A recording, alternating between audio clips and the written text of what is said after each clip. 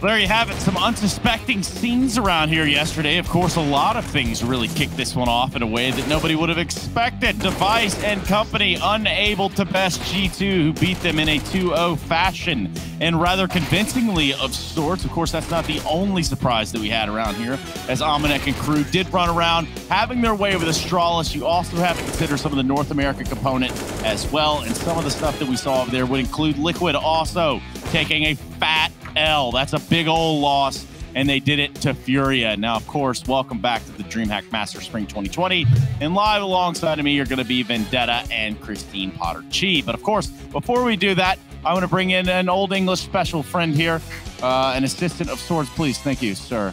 I appreciate that. Thank you. I really do have some of the best roommates and teammates possible. That was Harry Russell, everybody. Make sure you give him some love. And also Halvor, we haven't seen you yet. How are you? Yeah, I'm doing well. All things considered. Miss you guys, obviously. But no, it's been good. Weirdly enough, my everyday life hasn't really changed too much. Which is strange, because you're doing this thing, Halvor, with Dignitas. Can you give us a little bit of insight into that before we jump into the pre-show? Yeah, no, working as an analyst for Dignitas, basically just cracking down on all their opponents, and now starting to sit in on practices and whatnot, coming up with new ideas and tidbits to fix and whatnot. So pretty standard stuff, I suppose. Yeah, Christine, I'm sure you have a bunch of questions about, for Vendetta at least, working with all of these legends that, Pimp said Dignitas wasn't good, but that was yesterday. We'll leave that in the past. Yeah, definitely. Vendetta, how's working with all the boomers over there? How's that working? I mean, what kind of morning exercises are you doing to get them into shape, get them ready for these matches? I'm amongst the boomers. We pretty much rely on our one zoomer, which is Hulzerk, to kind of get us into shape, wake us up with energy in the morning. Forrest is a little bit lucky, obviously, because he's got a young kid, so he's up early in the morning anyway.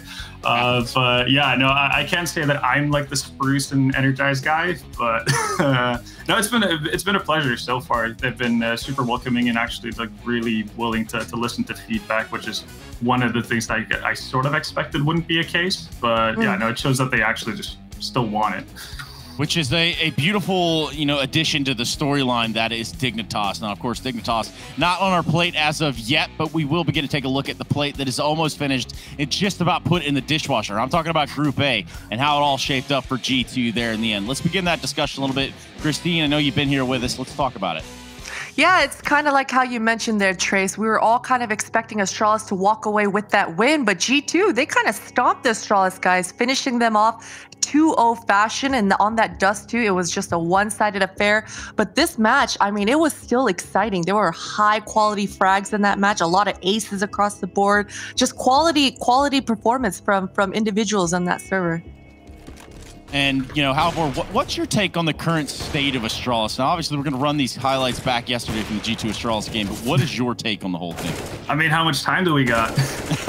Well, luckily for you, about 15 minutes. So... Yeah, okay, that sounds excellent. No, I mean, I guess I'm one of the old grumpy people who are not really seeing the benefit of it. Obviously, like from a health point of view, I think they definitely need to, you know, listen to themselves and figure out if they're actually able to continue playing without burning out. That's super important, but I'm not convinced that we're going to see a stronger Astralis as a result of it. I think we're going to see a bit more of a roller coaster kind of team. So then let's put it this way, and just out of curiosity, because Halvor, I know you watch a lot of traditional sports. I know you seemingly have the sports encyclopedia up in the top of your head. Not even really sure how you develop a skill like that in life. But I want to ask you about adding depth to lineups. We kind of caught up with Device yesterday, and the idea of being able to, you know, hot swap players in and out as if it were an NFL game, for example, when you could, you know, put a different running back in for the running back you have now. Do you see Counter-Strike kind of going that way in its current state? I mean, in terms of like getting specialists, maybe that could be a thing. But at that point, we were talking like 5 years in, right, you know, ahead of time or something to that effect. I think right now, the people who are, you know, I guess in a starting 5 of the CS team are already the best all-around players. And right now, everybody's aiming to be an all-around player. Nobody's necessarily aiming to only be able to use or do a single thing, because then they won't get the initial spot. So it's really hard to find anyone who's coming off the bench that's gonna elevate your team in a different area than someone you already have in a starting 5. So that's a bit of an issue for me right now, to see how that's gonna, I guess, broaden the spectrum of a team that you already have that's functioning really well. Now, you said the key words there. Actually, you didn't. It was going to be Liquid taking on Furia. I'm not even sure how I could tie broadening a spectrum in for Liquid, who currently look tumultuous. Christine, you got a taste of this game, and it did not go well for Liquid. Let's start to talk about that. Yeah, no, it did not go well for Liquid. And this is a really similar storyline with Astralis, but Astralis have all the excuses in the world for them losing that G2 series. Liquid, on the other hand, they've had plenty of time to get their problems kind of sorted. But once again, these individuals on Liquid, they're hitting their shots. They're showing us the superstar form that we know and love, but their game plan is just not connecting themselves in the end. But Furia, on the other hand, I mean, Henny, he just absolutely popped off with that op. I don't think he missed a single shot. He was going for aggressive plays, but on the other hand, he was going for smart plays, quality plays that really benefited his team. So it's a new look for Henny, a new look for Furia, and it was an exciting series. Yeah, I mean, we were looking at 22-20 on the last map, 16-14 in the second, and Liquid pick up the first, and you're starting to think, okay, well, you know, maybe Liquid's back. Maybe Liquid can do what they need to do to get the job done. And then this little team called Chaos comes by, and they create a little bit of chaos. And that does create an even bigger problem across this group. Halvor, what's your take on this Chaos lineup? I mean, it's an interesting one for sure. I think I'll always have some hope for any team that's led by Steel, in the sense that he knows how to get the most out of a lot of his players, and I think it's cool that he's actually brought in some new blood as well. Again, I'm not that familiar with guys like Zephyr and so on, but I'm really looking forward to it. And obviously, the matchup that they had versus Liquid was quite the eye opener. And I think, like, under the tutelage of a guy like Steel, these guys are gonna, you know, actually just take massive steps in the right direction. Yeah, a little bit of chaos in chaos, if you would believe, at which the wheels on the Axel turn. What do you think, Axel?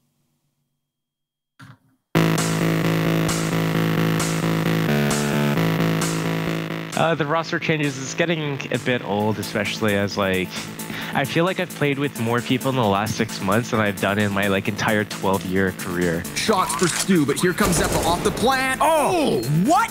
Hits the flick and an attempt at the second.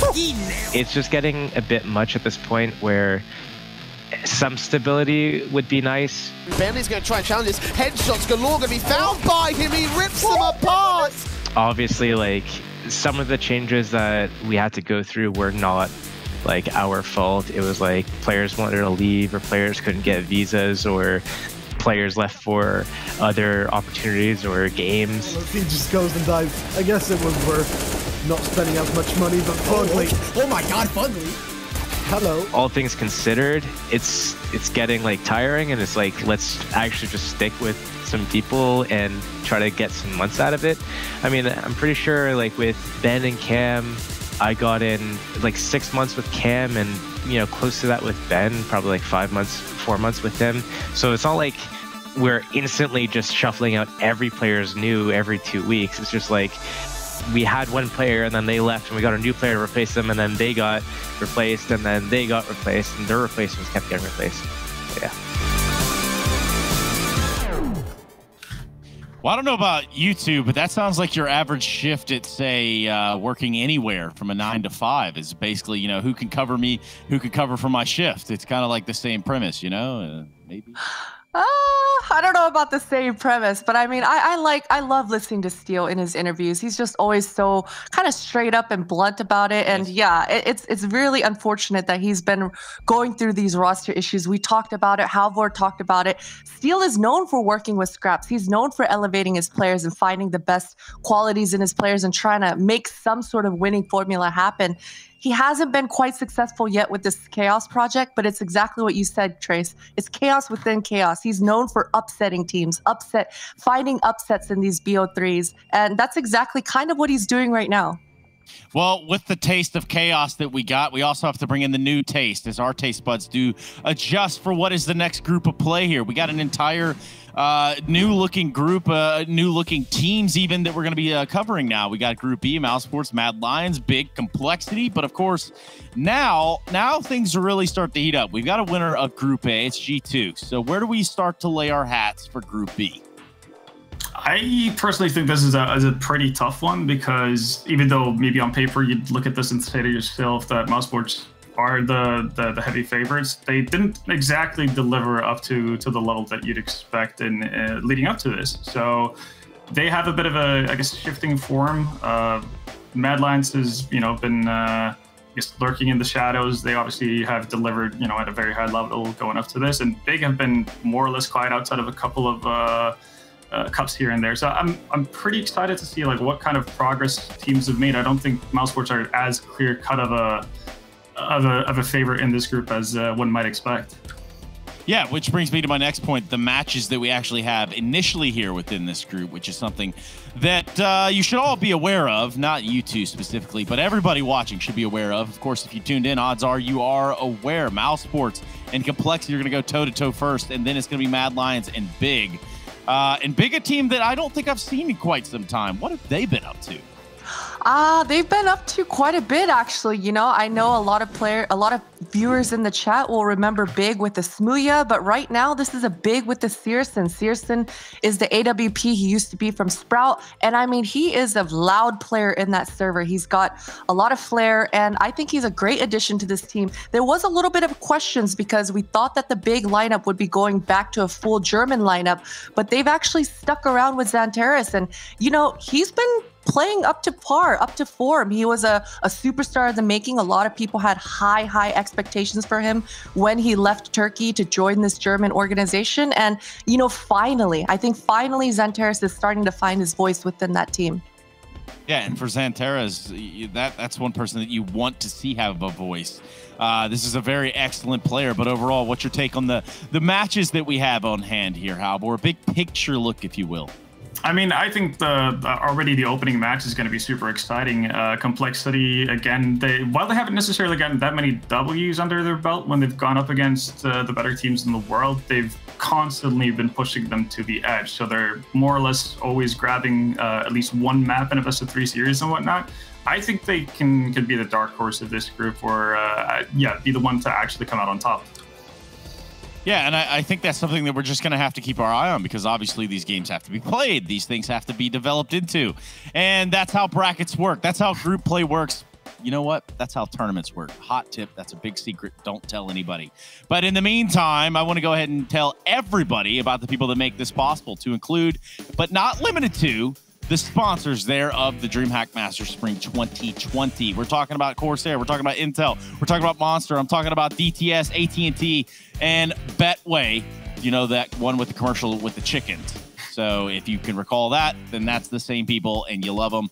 and I don't guess you wear them. That wouldn't make any sense. But nonetheless, we're going to go to a break. We come back. We start to actually get into the Counter-Strike around here, which is what I'm excited for. The first best of 3 of the day will be coming your way after this break.